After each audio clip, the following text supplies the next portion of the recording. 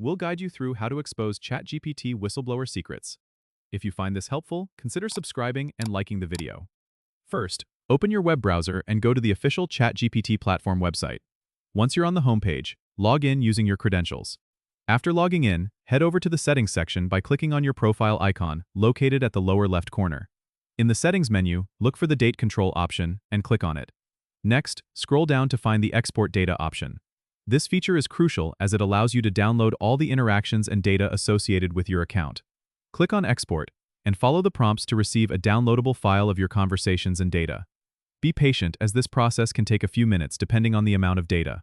Once you have the file, open it with a text editor or document viewer to sift through the information for any details that may be of interest. Remember to keep this information secure and use it responsibly. Always ensure you comply with privacy laws and terms of service when handling any personal data. Don't forget to subscribe and comment if this helped you out.